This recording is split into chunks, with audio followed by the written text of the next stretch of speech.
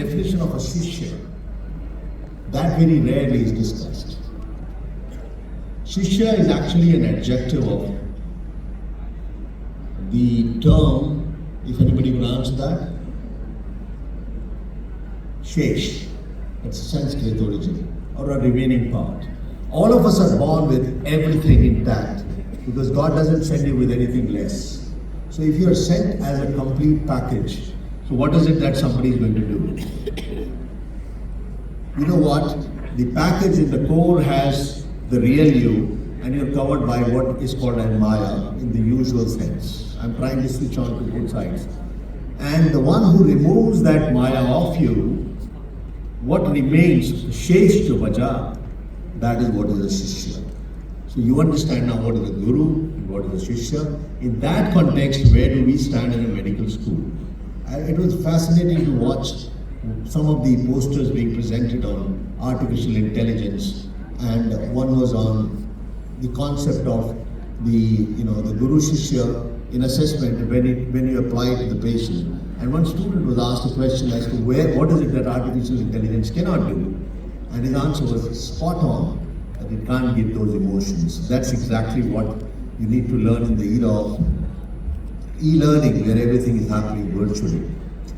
This dates back to long before this picture. This is of course Adi Shankara, one of the greatest revolutionists in terms of teacher, the acharya, the concept of guru and shishya. And he's the one who reinforced this idea when we were getting into the murky zone or the grey zone. He brought us towards light, made us realize that you need to get organized, and that's the kind of organization that you're having in the form of Namo, where you can actually impart, instill knowledge and information with wisdom of the attachment to your values in a way that is remarkable. Now, to differentiate a teacher from a mentor, I've given these two examples.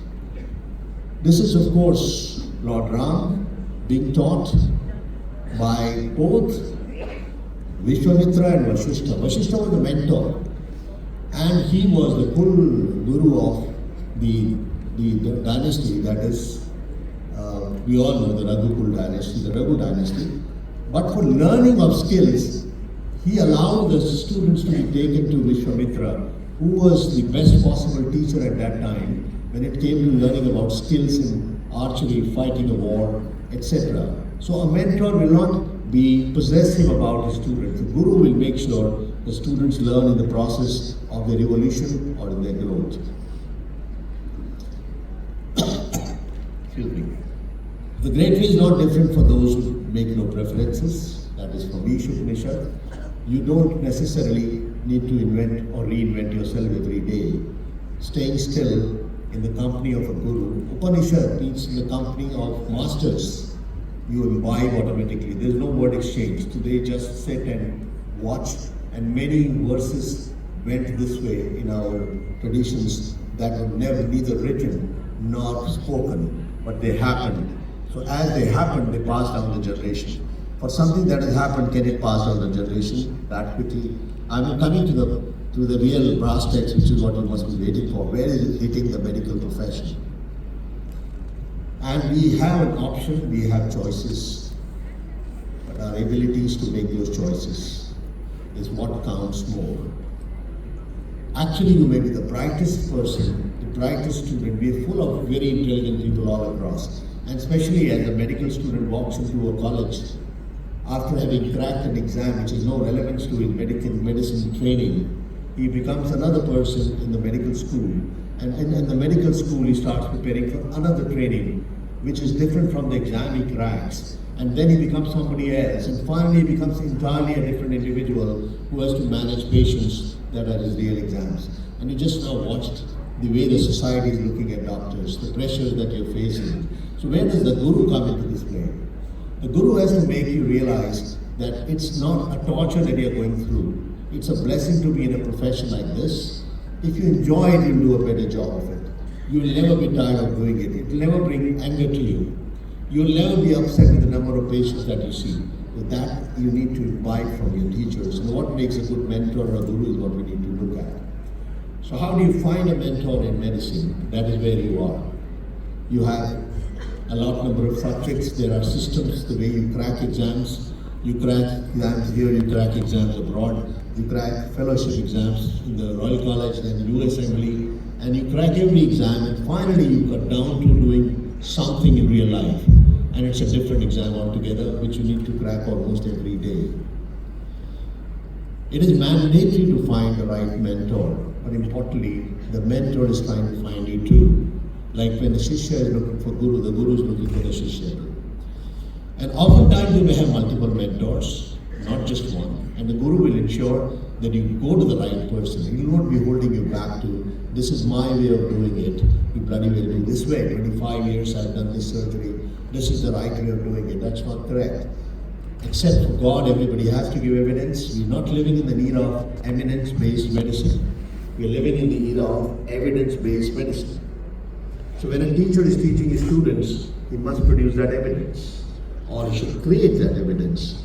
So that is where the teacher's role comes in, to be becoming a mentor and then finally a guru. He needs to work hard at himself.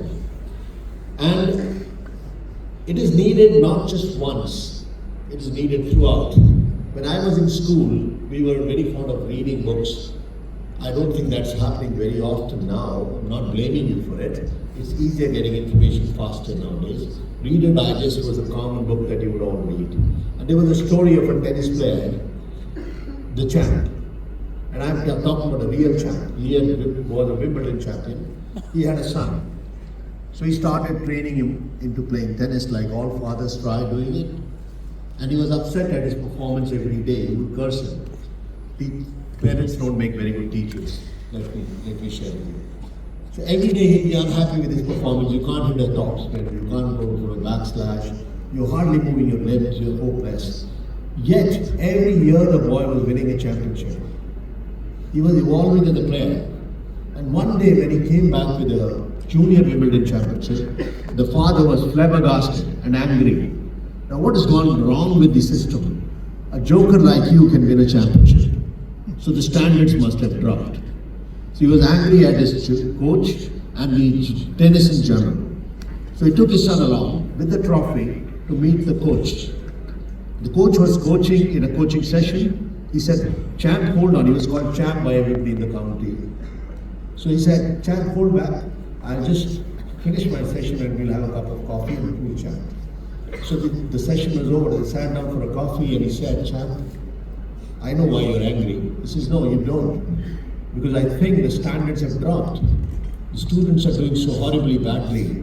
And yet they're able to crack every exam, similar to playing a tennis game, winning a championship after championship. This boy I know for sure, he cannot hit a topspin well, he cannot hit a backhand chalk well, and he's winning junior Wimbledon championship." He says, "Now let me explain to you, Champ.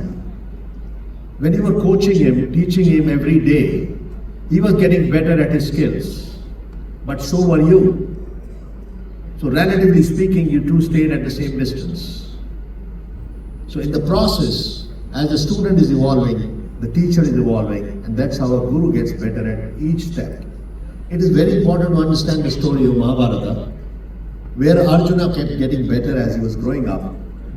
Dronacharya had no choice but to get better at the job. And eventually in Mahabharata, when they face each other, the Drona says to Arjuna, "If you do not defeat me at war, I have not taught you anything." That's exactly what a guru is. Hard to find. And this is famous, you all know that. You put him in the slot of a guru, a god. You call him everybody, everything, God incarnate. But he better be that way. So you're putting him in a slot and a pedestal. To stay there, he has to work hard. At the same time, believe it, each one of them is trying to be that good. So therefore, the pressure is on both. It's not unidimensional. But there is nothing more deceptive than an obvious fact. So don't think it is as simple as that. Don't think it is a unidimensional thing. Teaching of medicine into various fragments like anatomy, physiology, biochemistry. Now we're getting into integrated teaching. We are trying experiments. Many a times we ape the training and teaching system of the West. Having been involved in training and teaching there, as well as here, I can tell you both are useless in the process that they're evolving, because both are not going in their direction. We had a very good established system which somewhere down the line got damaged, corrupted. We had aberrations. We made them into abnormalities. Now we are adopting a system which has got nothing to do with us.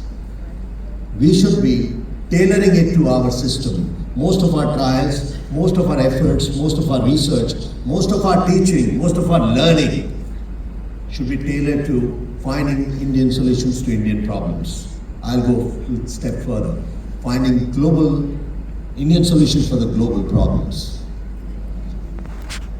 This is a Latin phrase. Most of you must have heard it many, many times. Non schola sed vita decimus. We do not learn for school, but for life.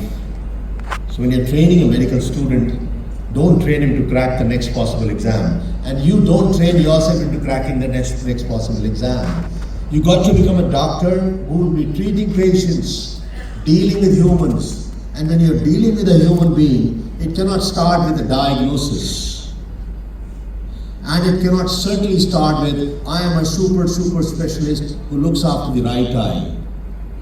So if you have a left eye or a hand problem, get lost. Unless you prepare a base for a pyramid, the pyramid is upside down. That's where we are headed.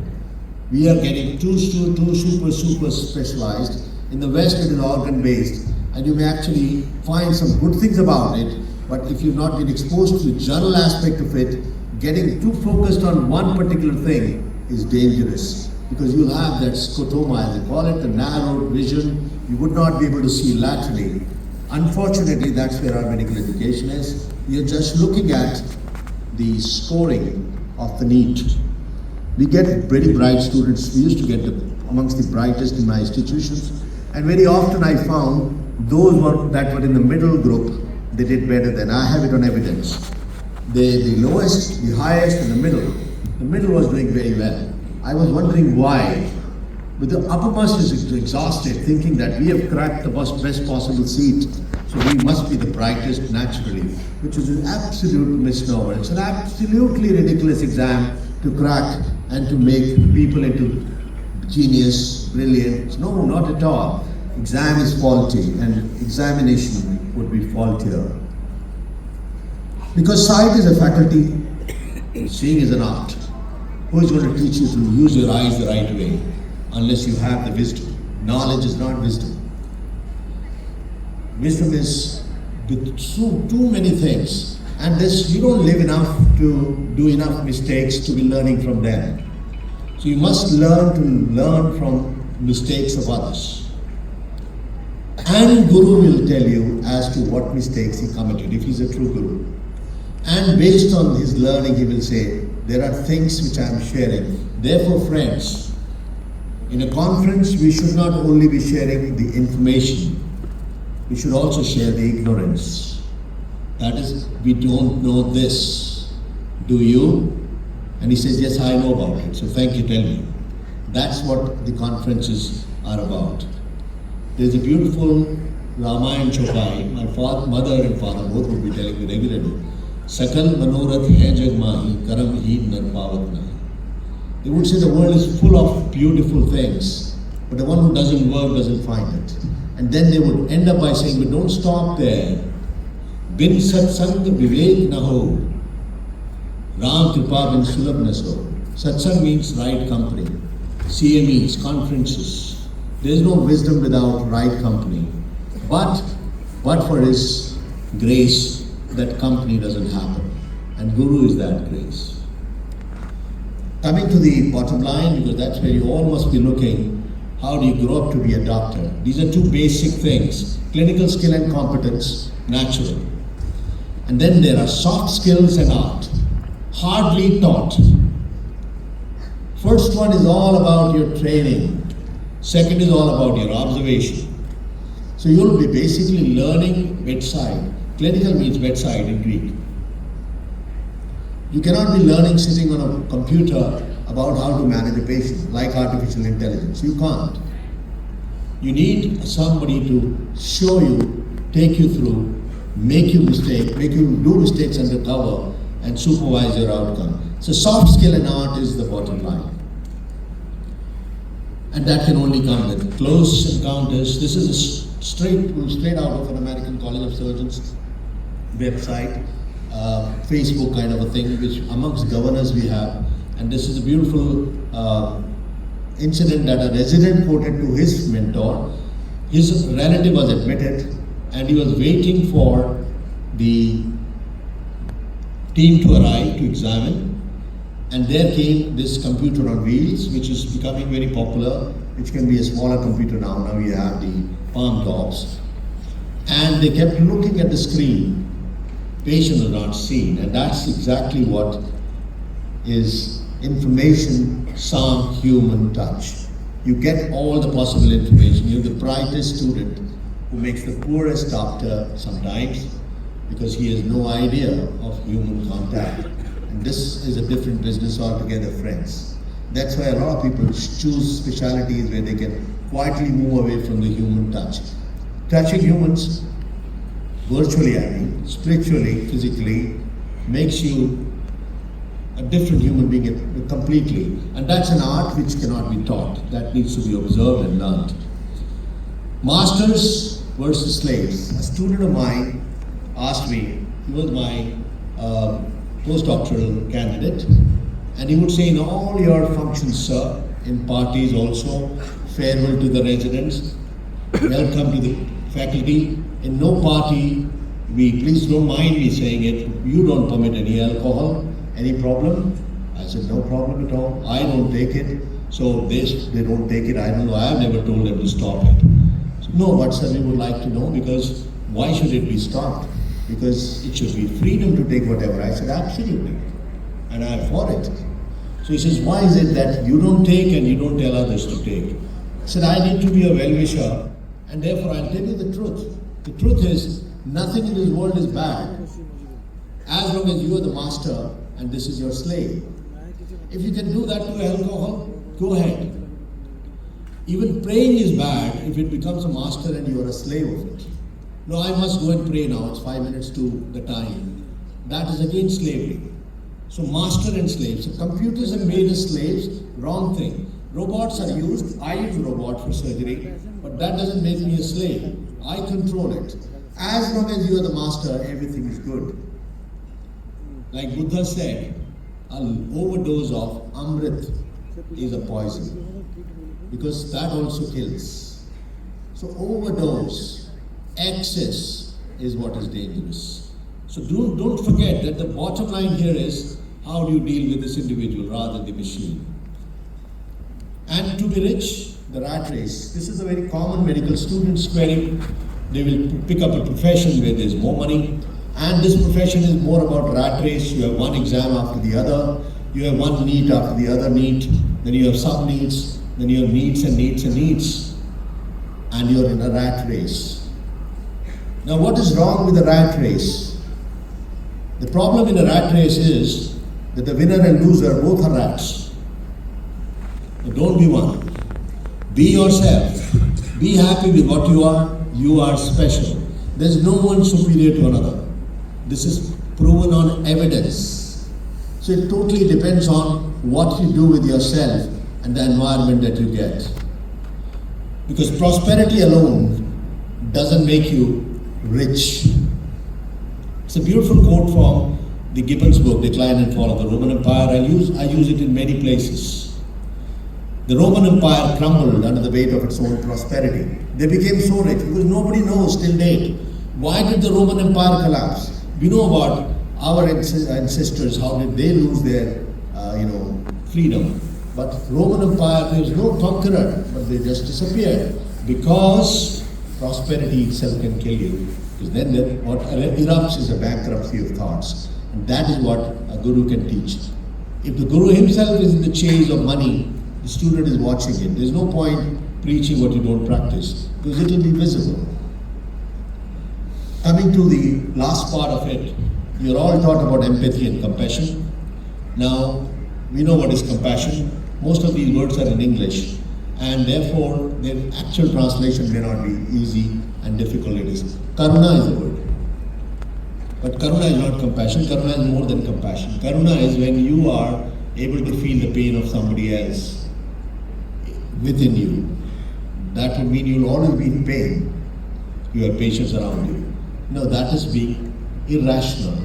Rationally being compassionate.